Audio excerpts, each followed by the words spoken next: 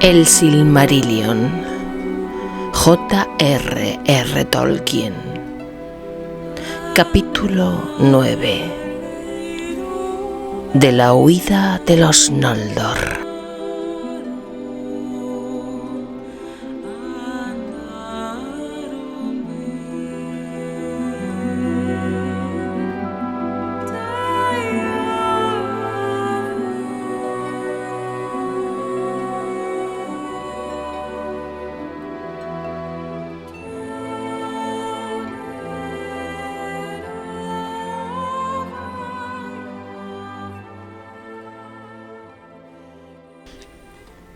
Al cabo de un tiempo, una gran concurrencia se reunió en el Anillo del Juicio, y los Valar se sentaron en la sombra, porque era de noche.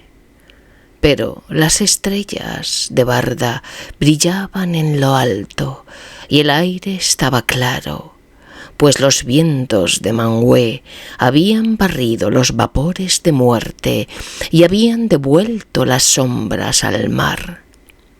Entonces Yavanna se incorporó y se irguió sobre Ezloar, el montículo verde, pero estaba desnudo ahora y negro, y puso las manos sobre los árboles, pero estos estaban muertos y oscuros, y cada rama que tocaba se quebraba y caía marchita a sus pies. Entonces muchas voces se alzaron en lamentaciones, y les pareció a los que se apesadumbraban que habían bebido hasta las heces la copa de dolor que Melkor había escanciado para ellos. Pero no era así. Yavanna habló ante los Valar diciendo: «La luz de los árboles se ha ido y ahora vive solo en los Silmarils de Fëanor. Previsor ha sido, aún para los más poderosos bajo la égida de Ilúvatar. Hay una obra que solo pueden llevar a cabo una única vez. Di ser a la luz de los árboles, y en los confines de Ea nunca más podré hacerlo.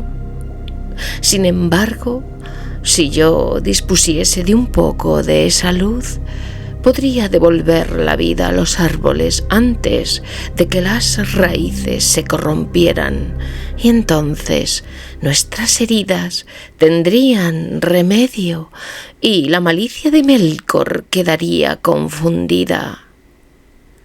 Entonces intervino Manwë y dijo: «¿Oyes, Fëanor, hijo de Finwë, las palabras de Yavanna? ¿Concederás lo que pide?». Hubo un largo silencio, pero Fëanor no respondió. Tulkas gritó entonces: «Di, oh Noldo, ¿sí o no? Pero ¿quién ha de negarse a Yavanna? ¿Y no vino de su obra en un principio la luz de los Silmarils?». Pero Aulë, el Hacedor, dijo: «No tengas prisa. Pedimos algo más grande que nada que tú conozcas. Concédele paz por un instante». Pero Fëanor habló entonces y gritó amargamente: «Para los pequeños, como para los mayores, hay siempre algo que solo pueden hacer una vez y luego el corazón ha de reposar. Puede que sea posible abrir mis joyas, pero nunca otra vez haré otras parecidas, y si he de romperlas, se me romperá el corazón y moriré, el primero de entre todos los Eldar de Aman». «No el primero», dijo Mandos, pero nadie entendió estas palabras, y una vez más hubo silencio, mientras Fëanor meditaba en la oscuridad. Le parecía estar engarzado en un anillo de enemigos y le volvieron a la memoria las palabras de Melkor. Los Silmarils no estarán seguros en las manos de los Valar. ¿Y no es él Vala como ellos?, le decía el corazón. ¿Y no entiende acaso lo que ellos sienten? Sí, es un ladrón el que delata a los ladrones. Entonces vociferó: «No, no lo haré de propia voluntad, pero si los Valar me obligan, sabré entonces con seguridad que Melkor es como ellos». Entonces Mandos dijo: «Has hablado». Y Nienna se puso en pie y fue a Elceloar, y echó atrás la capucha gris y lavó con lágrimas las inmundicias de un Goliath, y cantó doliéndose de la amargura del mundo y la injuria de Arda. Pero mientras Nienna aún se lamentaba, llegaron mensajeros de Formenos, y eran gente de los Noldor que traían nuevas de infortunio, porque contaron cómo una ciega oscuridad había avanzado hacia el norte, y en medio de ella se movía cierto poder para el que no había nombre, y la oscuridad salía de él mismo. Pero Melkor también estaba allí y fue a la casa de Fëanor y mató a Finwë, rey de los Noldor, delante de las puertas, y derramó la primera sangre en el reino bendecido, porque solo Finwë no había huido del horror de lo oscuro. Y contaron que Melkor había quebrantado la fortaleza de Formenos y se había apoderado de todas las joyas de los Noldor que allí quedaban guardadas, y los Silmarils habían desaparecido. Entonces Fëanor se levantó y, alzando la mano ante Manwë, maldijo a Melkor llamándolo Morgoth, negro enemigo del mundo. Y desde entonces y para siempre los Eldar solo lo conocieron por ese nombre. Y maldijo también el llamamiento de Manwë y la hora en la que había acudido a Taniquetil, pensando en medio de la locura a que lo habían llevado la rabia y la pena, que si se hubiera encontrado en Formenos, la fuerza le hubiera valido al menos para que no lo mataran a él también, como Melkor se había propuesto. Entonces Fëanor abandonó a la carrera el anillo del juicio y se internó en la noche, porque Finwë le era más querido que las obras incomparables de sus manos o que la luz de Valmar. ¿Y quiénes entre los hijos, sean de elfos o de hombres, han tenido a sus padres en más alta estima?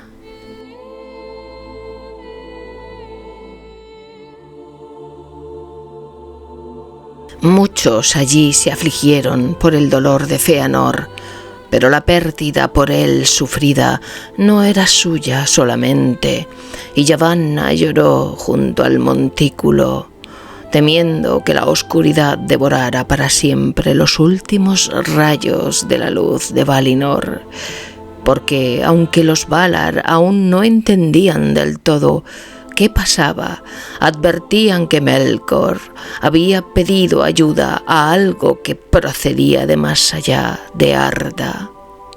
Los Silmarils habían desaparecido y no importaba en apariencia que Fëanor le hubiera dicho sí o no a Yavanna.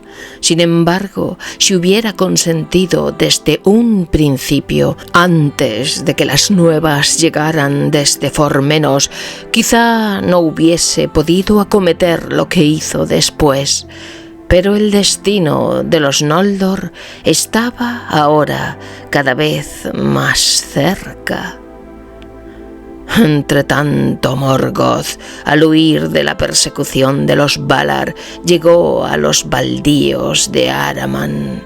Esta tierra se extendía hacia el norte, entre las montañas de los Pelori y el gran mar. Como Abazar se extendía hacia el sur, pero Araman era una región más vasta, y entre las costas y las montañas había tierras yermas, cada vez más frías a medida que se aproximaban al hielo. Por esta región Morgoth y Ungoliath pasaron deprisa y así llegaron a través de las grandes nieblas de Oiomure al El Caraxé, el estrecho entre Araman y la Tierra Media, todo de hielo crujiente, y él lo cruzó y regresó por fin al norte de las tierras exteriores. Juntos siguieron avanzando, porque Morgoth no podía eludir a Ungoliath, y la nube de Ungoliath todavía lo envolvía, y todos los ojos de ella estaban fijos en Morgoth. Y llegaron a esas tierras que se extienden al norte del estuario de Drengist. Se acercaba ahora Morgoth a las ruinas de Angband, donde se había levantado una gran fortaleza occidental. Y Ungoliath cayó en la cuenta de cuál era la esperanza de Morgoth, y supo que allí intentaría huir, y lo detuvo exigiéndole que cumpliera lo que había prometido.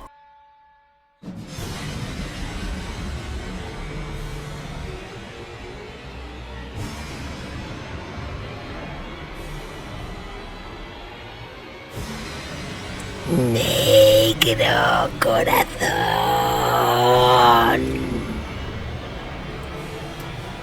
dijo, he hecho lo que me pediste, pero todavía estoy hambrienta. ¿Qué más quieres?, dijo Morgoth. ¿Deseas meterte el mundo entero en la barriga? No prometí darte eso. Soy el Señor. No pretendo tanto, dijo Ungoliath. Pero obtuviste un gran tesoro en Formenos. Eso quiero, sí, con ambas manos me lo darás. Entonces por fuerza cedió Morgoth las gemas que llevaba consigo, una por una y a regañadientes, y ella las devoró, y la belleza de las piedras murió para el mundo. Más grande y oscura se volvió Ungoliath, pero su codicia no estaba satisfecha todavía. Con una mano das, dijo. Solo con la izquierda. Abre la otra mano. En la mano derecha llevaba Morgoth apretados los Silmarils, y aunque estaban encerrados en un cofrecillo de cristal, habían empezado a quemarlo y el dolor le agarrotaba la mano, pero no la abría. ¡No!, dijo. Has recibido lo que te adeudaba, porque con el poder que puse en ti, consumaste tu obra. Ya no te necesito, no tendrás estas cosas, ni las verás. Las nombro mías para siempre. Pero un Goliath había crecido y Morgoth era ahora más pequeño a causa del poder que había salido de él. Y ella se irguió enfrentándolo y lo encerró en su nube y lo atrapó en una red de cuerdas pegajosas para estrangularlo.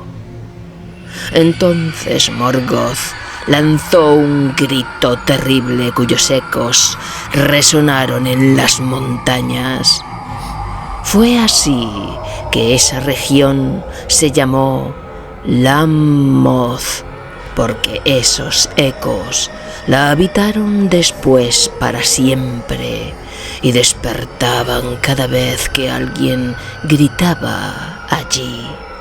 Y todas las tierras yermas entre las colinas y el mar se llenaban de un clamor de voces angustiadas. El grito de Morgoth a esa hora fue el más grande y terrible de los que se habían oído en el mundo del norte. Las montañas se sacudieron y la tierra tembló y las rocas se partieron. En abismos olvidados se oyó ese grito, muy por debajo de las estancias en ruinas de Angband, en cuevas que los Valar habían olvidado en la prisa del ataque. Los Balrogs, que aún acechaban esperando el regreso del Señor, se levantaron ahora con rapidez y, precipitándose por Izlum, llegaron a Lammoth como una tempestad de fuego. Con los látigos de llamas rompieron las telas de un Goliath y ella se amedrentó y se volvió eructando vapores negros para ocultarse y escapar. Y huyendo del norte descendió a Beleriand y vivió bajo Ered Gorgoroth, en el valle oscuro que se llamó después Nandungorceb, el Valle de la Muerte Terrible, por causa del horror que ella crió en ese sitio, porque otras inmundas criaturas arácnidas habían morado allí desde los días de la excavación de Angband, y un Goliath se acopló con ellas y las devoró. Y aún después que ella se fue, internándose en el olvidado sur del mundo, los vástagos continuaron allí y tejieron unas telas horribles. Ningún libro cuenta que fue de un Goliath. Sin embargo, han dicho algunos que el fin le llegó hace ya mucho tiempo, cuando, acuciada por el hambre, terminó por devorarse a sí misma.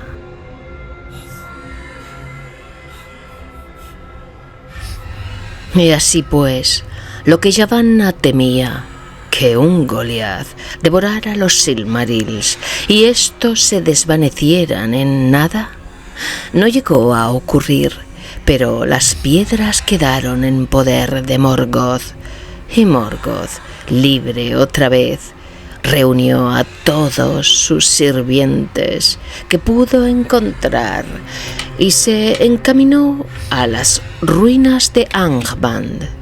Allí cavó de nuevo unas vastas cavernas y mazmorras, y por encima de las puertas levantó las cumbres triples de Thangorodrim y enroscó para siempre alrededor una espesa emanación de humo oscuro. Las huestes de bestias y demonios llegaron a ser allí innumerables, y la raza de los orcos, criada muchos años atrás, creció y se multiplicó en las entrañas de la tierra. Oscura era ahora la sombra sobre Beleriand, como se cuenta más tarde. Pero Morgoth forjó en Angband una gran corona de hierro y se llamó a sí mismo Rey del Mundo. Como señal de esto, engarzó en la corona los Silmarils. Las manos se le ennegrecieron, quemadas por el contacto con esas joyas sagradas, y desde entonces fueron siempre negras. Nunca se alivió tampoco el dolor de la quemadura, ni de la ira del dolor. En ningún momento se quitaba la corona, aunque el peso lo abrumaba mortalmente. Solo una vez dejó en secreto los dominios del norte y, a decir verdad, en raras ocasiones abandonaba los lugares profundos de la fortaleza y mandaba a sus ejércitos desde el trono septentrional. Y también solo una vez esgrimió un arma mientras gobernó el reino. Porque ahora, más que en los días de autumno, antes de que su orgullo fuera humillado, lo devoraba el odio, y se consumía en la tarea de dominar a sus sirvientes e inculcarles el deseo del mal. No obstante, observó largo tiempo la majestad de los Valar, aunque cambiaba en terror, y al encontrarse con él frente a frente, todos, excepto los más poderosos, se hundían en un oscuro precipicio de miedo.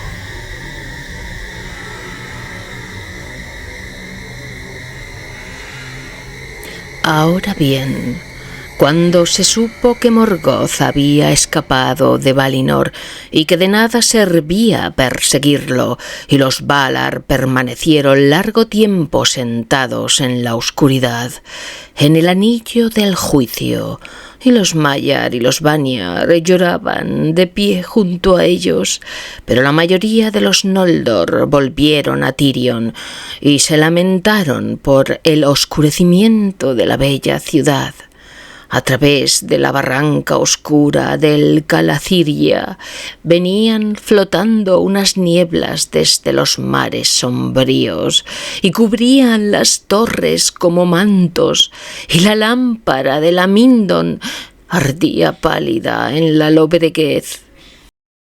Entonces, de pronto, apareció Fëanor en la ciudad y convocó a todos a la ilustre corte del rey en la cima de Tuna. Pero la condena al destierro que le había sido impuesta no estaba levantada todavía, y él se rebeló contra los Valar. Una gran multitud se reunió rápidamente para escuchar lo que tuviera que decir, y la luz de las muchas antorchas que cada cual llevaba en la mano iluminaba las colinas y todas las escaleras y calles que subían por ella.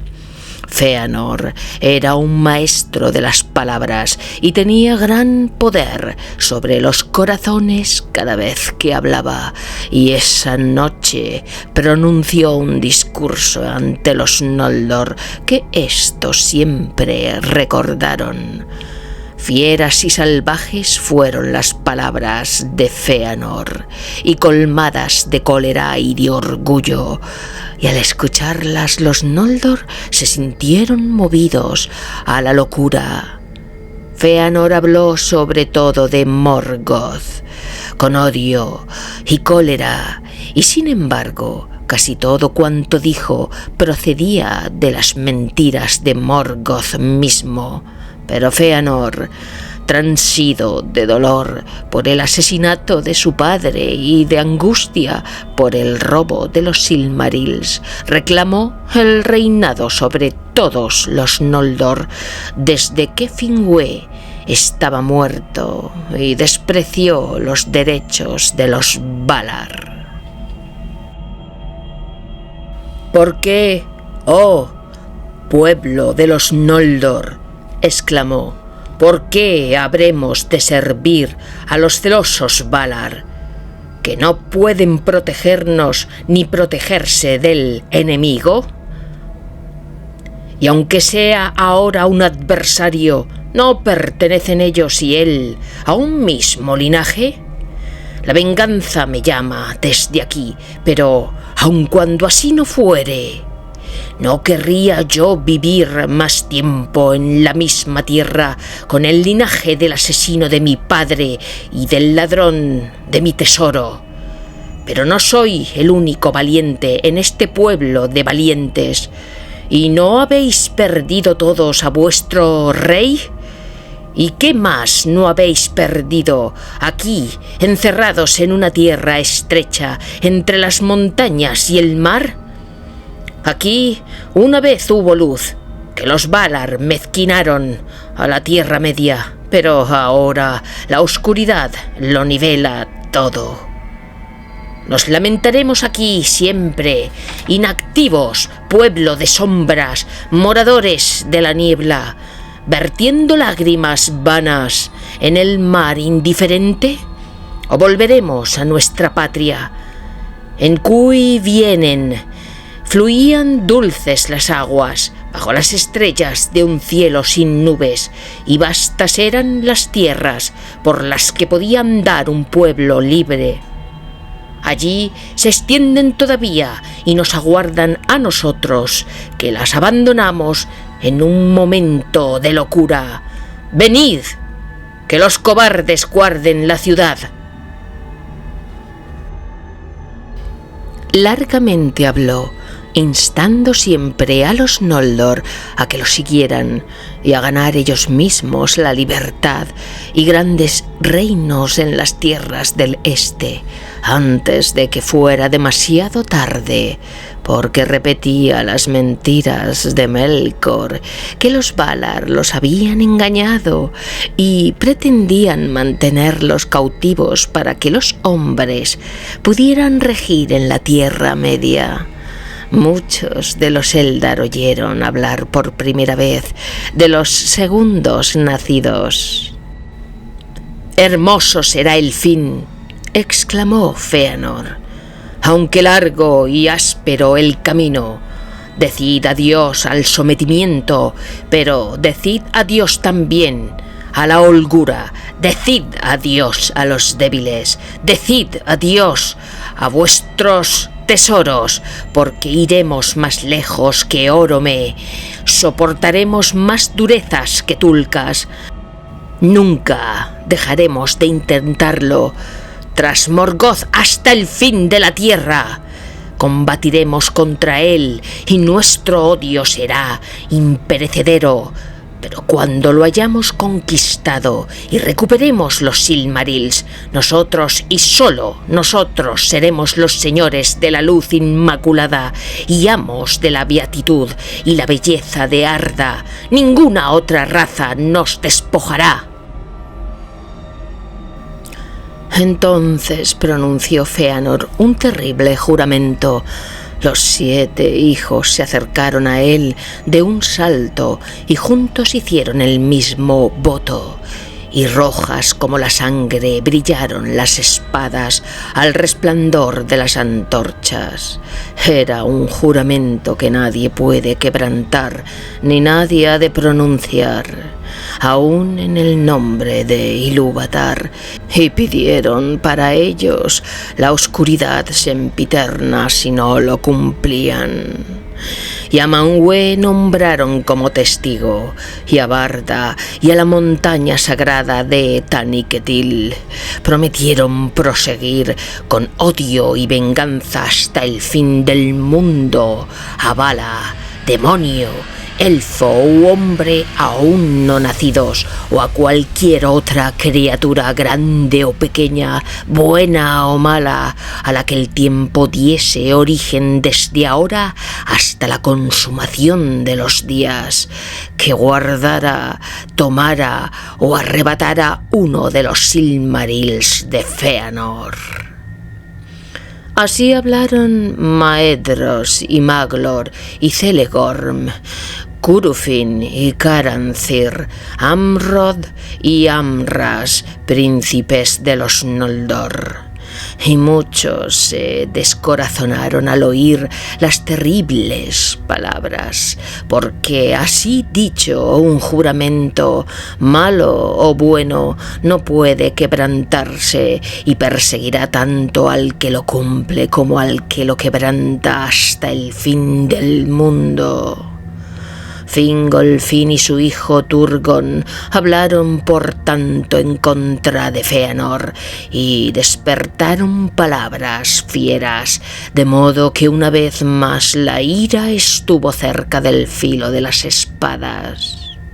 Pero Finarfin habló dulcemente, como le era habitual, e intentó apaciguar a los Noldor, pidiéndoles que se detuvieran y meditaran antes de que se hiciera algo que no pudiera deshacerse.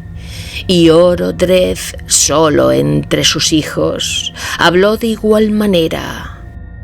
Pero Galadriel, la única mujer de los Noldor que se mantuvo erguida y valerosa entre los príncipes contendientes, estaba ansiosa por partir.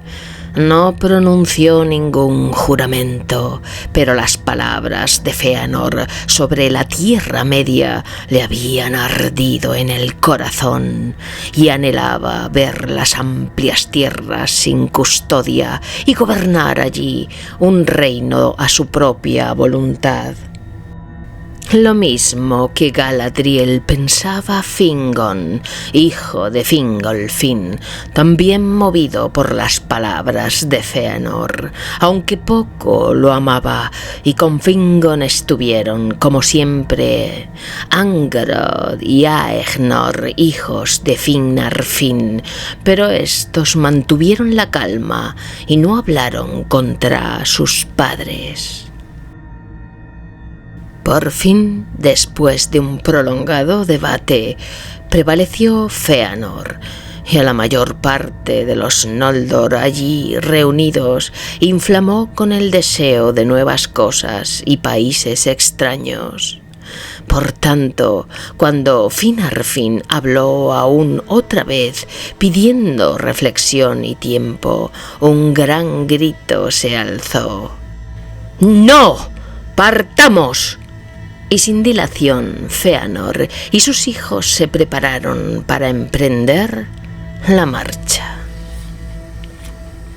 Poca previsión podía haber entre los que se atrevían a tomar una senda tan oscura. No obstante, todo se hizo con excesiva prisa, porque Fëanor los impulsaba, temiendo que al enfriárseles el corazón, las palabras que él había dicho se marchitaran y prevalecieran otros consejos, y a pesar de todo el orgullo que había mostrado, no olvidaba el poder de los Valar. Pero de Valmar no llegó mensaje alguno, y Manwë se mantenía en silencio. No estaba dispuesto a prohibir o a estorbar el propósito de Fëanor, porque a los Valar les ofendía que se los hubiese acusado de malas intenciones para con los Eldar o de que retuvieran a alguien por la fuerza. Ahora observaban y esperaban, porque no creían todavía que Fëanor pudiera someter a los Noldor. Y en verdad, cuando Fëanor empezó a dar órdenes a los Noldor para ponerse en camino, las discusiones comenzaron, porque aunque había persuadido a la asamblea de que era necesario partir, no todos pensaban que Fëanor tuviese que ser el rey. Fingolfin y sus hijos eran los más amados, y los de su casa, y la mayor parte de los habitantes de Tirion se negaron a abandonar a Fingolfin si él los acompañaba. Y así, por fin, como dos huestes separadas, emprendieron los Noldor el amargo camino. Fëanor y sus seguidores iban a la vanguardia, pero la hueste mayor iba detrás, fiel a Fingolfin, y éste marchaba de mala gana, y solo porque se lo pedía Fingon, su hijo, y porque no quería separarse de su pueblo, que ansiaba partir, ni dejarlos librados a los precipitados consejos de Fëanor. Tampoco olvidaba lo que había dicho ante el trono de Manwë. Con Fingolfin iba también Finarfin, y por razones parecidas, pero era él a quien más le repugnaba partir. Y de todos los Noldor de Valinor, ahora ya un gran pueblo, solo una 10ª parte rehusó ponerse en camino, algunos por el amor que tenían a los Valar, y de todos ellos no era Aule el menos amado, otros por el amor de Tirion y las muchas cosas que allí habían hecho, ninguno por temor a los peligros del camino.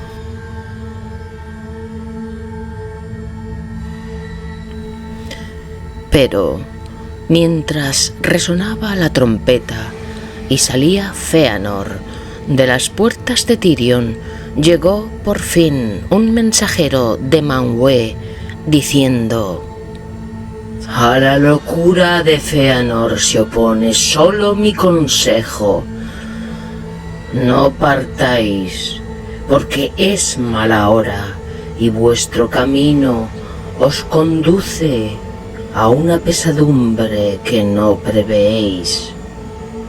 Ninguna ayuda os prestarán los Valar en esta empresa, pero tampoco os la entorpecerán, porque esto os digo: como vinisteis aquí libremente, libremente partiréis. Pero tú, Fëanor, hijo de Finwë, por tu juramento estás exiliado. Aprenderás en la amargura que Melkor ha mentido. Vala es, dices.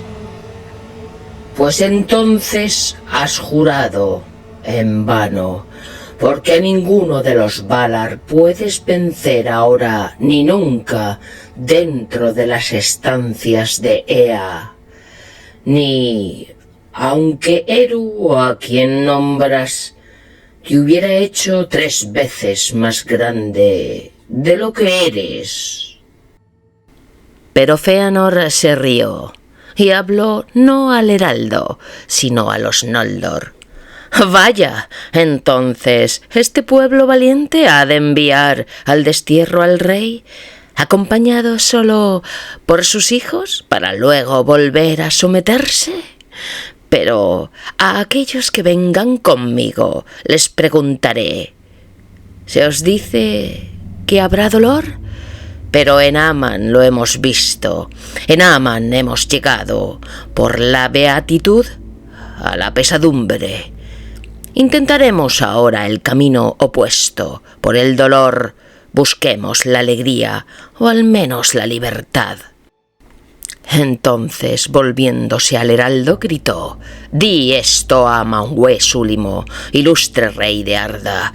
Si Fëanor no puede destruir a Morgoth, cuando menos no vacila en atacarlo, ni se queda sentado y lamentándose. Y quizá haya puesto Eru en mí un fuego mayor que el que tú sospechas. Al menos abriré tal herida al enemigo de los Valar, que aún los poderosos reunidos en el anillo del juicio se asombrarán al oírlo. Sí, al fin me seguirán. ¡Adiós!». En ese momento la voz de Fëanor se le hizo tan fuerte y tan poderosa que aún el heraldo de los Valar se inclinó ante él, como quien ha recibido una respuesta cabal, y partió. Y los Noldor nada pudieron hacer. Por tanto, continuaron la marcha, y la casa de Fëanor se apresuró a lo largo de las costas de Elandë. Y ni una vez volvieron la cabeza para mirar a Tirion en la verde colina de Tuna. Detrás de ellos, más lentamente y con menor ansiedad, iban las huestes de Fingolfin. De estos, Fingorn era el primero, pero a la retaguardia marchaban Finarfin y Finrod y muchos de los más nobles y más sabios de los Noldor, y con frecuencia miraban atrás para ver la hermosa ciudad en que habían vivido, hasta que la lámpara de la Mindon Eldalieva se perdió en la noche. Más que ninguno de los demás exiliados tenían recuerdos de la beatitud que habían abandonado, y algunos hasta llevaban consigo las cosas que allí habían hecho, solaz y carga para el camino. Conducía ahora Fëanor a los Noldor hacia el norte, pues ante todo quería seguir a Morgoth. Además, Tuna, bajo Taniquetil, estaba cerca de la cintura de Arda, y allí el gran mar era de una anchura inconmensurable, mientras que al norte los mares divisorios se hacían más estrechos a medida que se aproximaban a la tierra yerma de Araman y las costas de la Tierra Media. Pero al irse enfriando la mente de Fëanor y cobrando tino, entendió demasiado tarde que esas grandes huestes nunca sobrepasarían las largas leguas hacia el norte, ni cruzarían los mares, excepto con la ayuda de una flota. Pero exigiría largo tiempo y esfuerzo construir tantas embarcaciones, aun cuando alguno de los Noldor tuviera habilidad para ese arte. Por tanto, resolvió persuadir a los Teleri, siempre amigos de los Noldor, de que se les unieran. E inflamado por su propia rebeldía, pensó que de ese modo la beatitud de Valinor disminuiría todavía más, y él podría hacerle la guerra a Morgoth con mayor fuerza. Se encaminó pues deprisa a Alqualondë y les habló a los Teleri, como había hablado antes en Tirion. Pero de cuanto pudo decir, nada movió a los Teleri.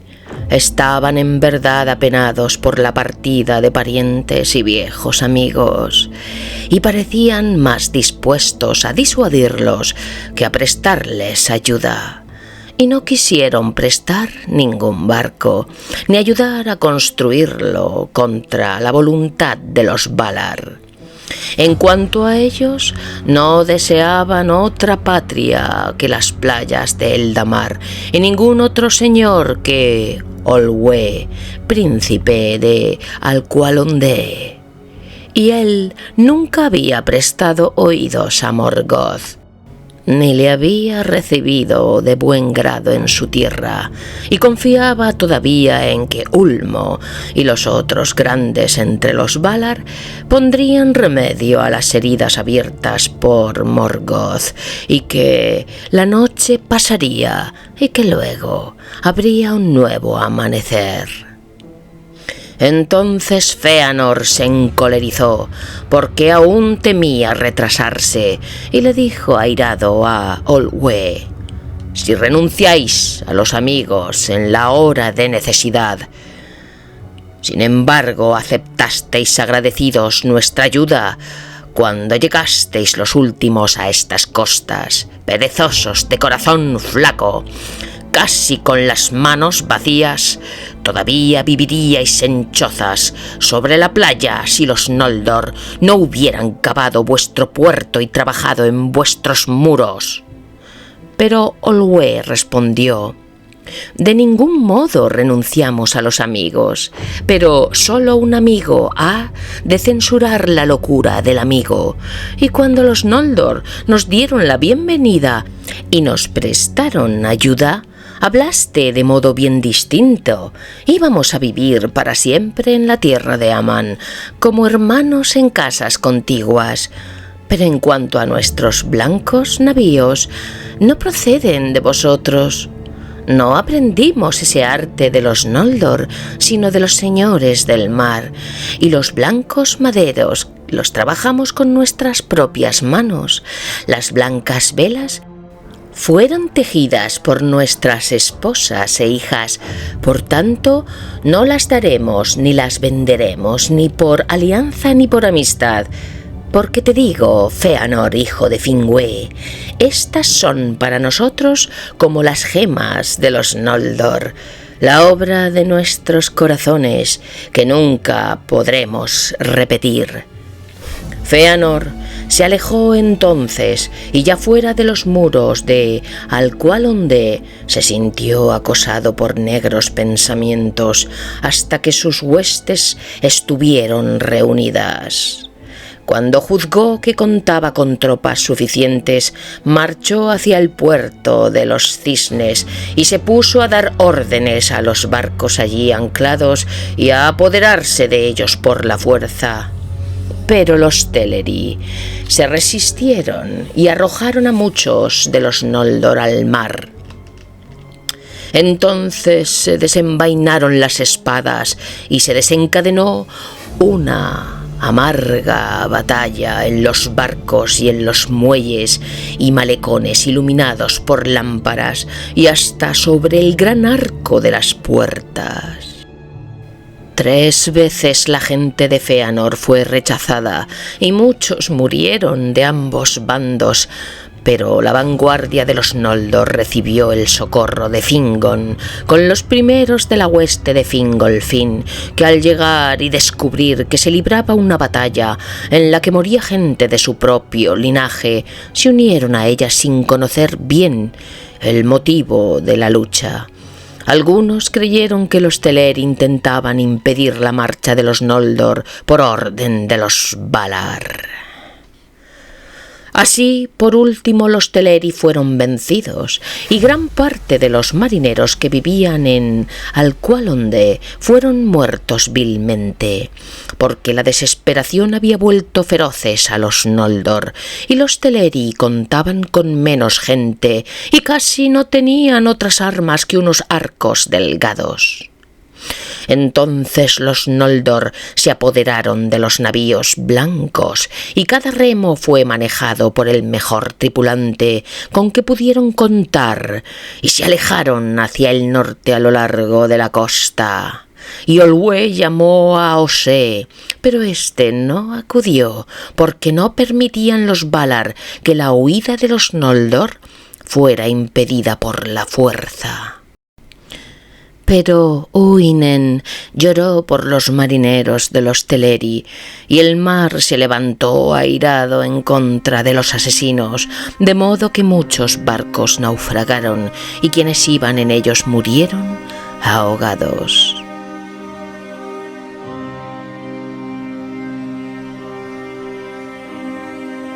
de la matanza de los hermanos de Alqualondé, se dice algo más en el lamento llamado Noldo Lante, la caída de los Noldor, que Maglor compuso antes de perderse. No obstante, la mayor parte de los Noldor logró escapar, y cuando cesó la tormenta, mantuvieron el rumbo, algunos en barco y otros por tierra, pero el camino era largo, y a medida que avanzaban sobrevenían nuevos males. Después de haber marchado largo tiempo en la inmensa noche, llegaron por fin a los confines septentrionales del reino guardado, en los bordes del desierto baldío de Araman, que eran montañosos y fríos. Allí vieron de pronto una figura oscura, de pie sobre una roca, que contemplaba la costa desde lo alto. Dicen algunos que era el mismo Mandos, y no un heraldo de Manwë, de menor cuantía. Y oyeron una voz alta, solemne y terrible, que les ordenó detenerse y prestar oídos. Todos se detuvieron entonces y permanecieron inmóviles, y de extremo a extremo de las huestes de los Noldor se escuchó la voz que pronunciaba la maldición y la profecía, denominada la profecía del norte y el hado de los Noldor. Mucho se predijo en palabras oscuras que los Noldor solo comprendieron cuando sobrevinieron los males, pero todos oyeron la maldición pronunciada contra los que no quisieran quedarse ni solicitar el juicio y el perdón de los Valar. Lágrimas innumerables derramaréis, y los Valar cercarán Valinor contra vosotros, y os dejarán fuera, de modo que ni siquiera el eco de vuestro lamento pasará por sobre las montañas. Sobre la casa de Fëanor, la cólera de los Valar cae desde el occidente hasta el extremo oriente, y sobre todos los que sigan caerá del mismo modo. El juramento los impulsará, pero también los traicionará, y aún llegará a arrebatarles los mismos tesoros que han jurado perseguir. A mal fin llegará todo lo que empiecen bien, y esto acontecerá por la traición del hermano al hermano y por el temor a la traición. Serán para siempre los desposeídos. Habéis vertido sangre de vuestros parientes con injusticia y habéis manchado la tierra de Aman. Por la sangre devolveréis sangre, y más allá de Aman moraréis a la sombra de la muerte, porque aunque Eru os destinó a no morir en Ea, y ninguna enfermedad puede alcanzaros, podéis ser asesinados, y asesinados seréis por espada, y por tormento y por dolor, y vuestro espíritu sin morada se presentará entonces ante Mandos. Allí moraréis durante un tiempo muy largo, y añoraréis vuestro cuerpo, y encontraréis escasa piedad, aunque todos los que habéis asesinado rueguen por vosotros, y a aquellos que resistan en la Tierra Media no comparezcan ante Mandos. El mundo los fatigará como si los agobiara un gran peso, y serán como sombras de arrepentimiento antes de que aparezca la raza más joven. Los Valar han hablado. Entonces muchos se lamentaron, pero Fëanor endureció su corazón y dijo: Hemos hecho un juramento, y no a la ligera. Lo mantendremos. se nos amenaza con muchos males, y no es el menor de ellos la cobardía. Pero hay algo que no se dijo, que padezcamos hoy de cobardía, de pusilanimidad o de miedo a la pusilanimidad. Por tanto os digo que seguiremos adelante y este destino pronostico. Que los hechos que hagamos serán temas de muchas canciones para los últimos días de Arda. Pero a esa hora Finarfin abandonó la marcha y se volvió con pena y amargura contra la casa de Fëanor, y esto por causa del parentesco que lo unía a Olwë de Alqualondë. Y muchos de los suyos fueron con él entristecidos y tomaron el camino de vuelta hasta que contemplaron una vez más el rayo distante de la Mindon sobre Túna que aún brillaba en la noche. Y así llegaron por último a Valinor. Allí recibieron el perdón de los Valar y se le dio a Finarfin el gobierno del resto de los Noldor en el reino bendecido. Pero los hijos de Finarfin no estaban con él, pues no quisieron abandonar a los hijos de Fingolfin, y todo el pueblo de Fingolfin siguió adelante, aun sintiéndose empujado por la gente de su propio linaje y por la voluntad de Fëanor, y temiendo enfrentar el juicio de los Valar, pues no todos eran inocentes de la matanza de Alqualondë. Además, Fingon y Turgon eran audaces y de fiero corazón y detestaban abandonar cualquier tarea iniciada por ellos mismos antes del amargo final, si amargo había de ser.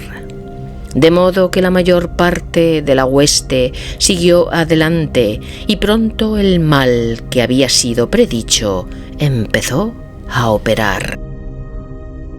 Los Noldor llegaron por fin al norte de Arda y vieron los primeros dientes del hielo que flotaba en el mar, y supieron que estaban acercándose al El-Caraxë, porque entre la tierra de Aman, que en el norte se curvaba hacia el este, y las costas orientales de Endor, la Tierra Media, que llevan hacia el oeste, había un estrecho angosto por el que fluían juntas las aguas heladas del mar circundante y las olas del Belegaer, y había vastas nieblas y vapores de frío mortal, y en las corrientes marinas navegaban colinas estruendosas de hielo, y el hielo crujía bajo el agua.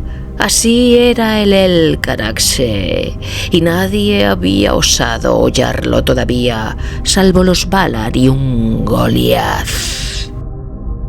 Por tanto, Fëanor hizo alto, y los Noldor discutieron qué camino seguir.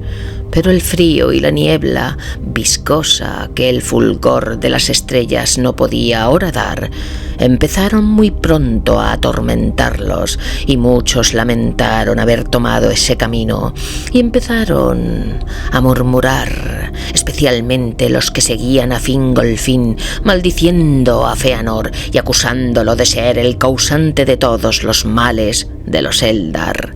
Pero Fëanor, enterado de todo lo que se decía, se reunió en consejo con sus hijos y les pareció que solo dos caminos podían llevarlos lejos de Araman y así llegar a Endor, por los estrechos o por barco. Pero al El-Caraxë lo consideraron infranqueable y los barcos no eran suficientes.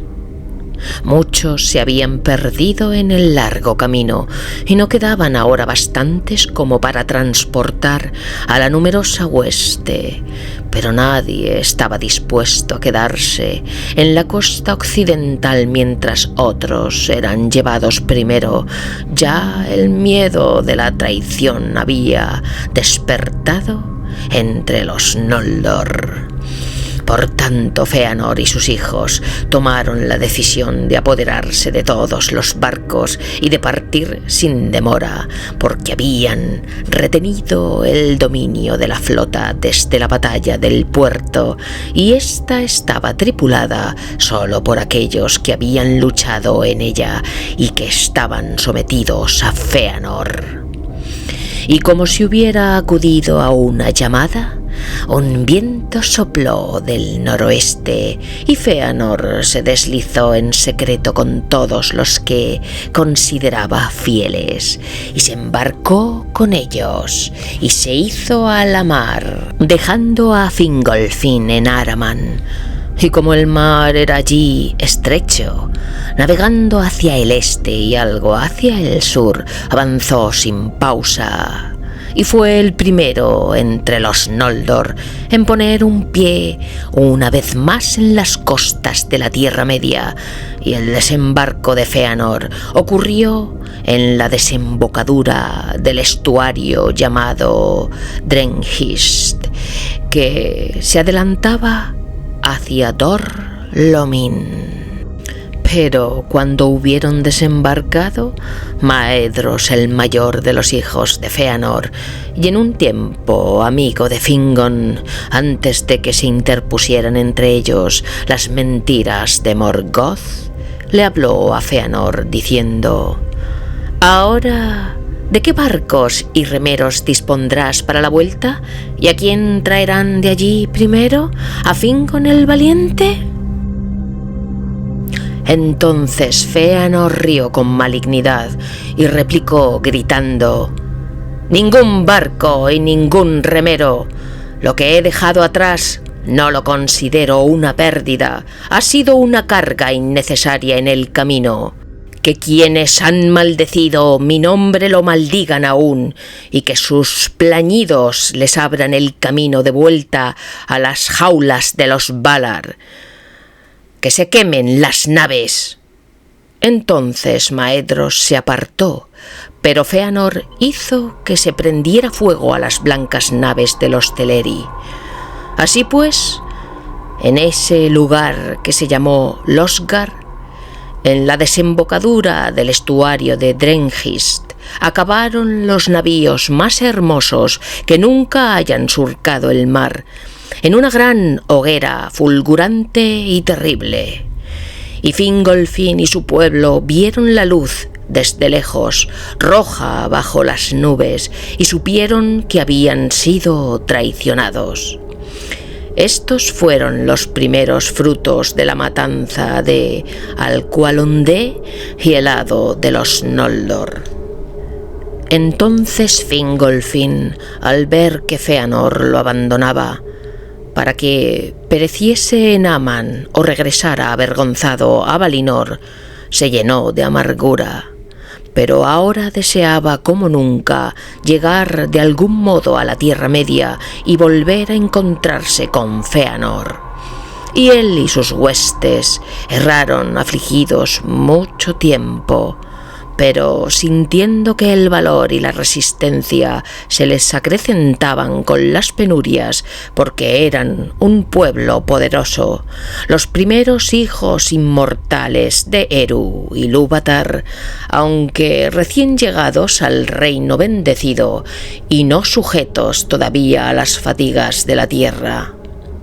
El fuego de la juventud ardía en ellos, y conducidos por Fingolfin y sus hijos, y por Finrod y Galadriel, se atrevieron a penetrar en lo más crudo del norte, y al no hallar otro camino, enfrentaron por fin el terror del El-Caraxë y las crueles montañas de hielo. Pocas de las hazañas que con posteridad llevaron a cabo los Noldor superaron en penuria o dolor esa desesperada travesía. Allí se perdió Elenwë, la esposa de Turgon, y muchos otros también perecieron, y fue con huestes disminuidas que Fingolfin pisó por último las tierras exteriores. Poco amor por Fëanor y sus hijos sentían los que marcharon detrás de él, y soplaron sus trompetas en la Tierra Media cuando por primera vez se elevó la luna.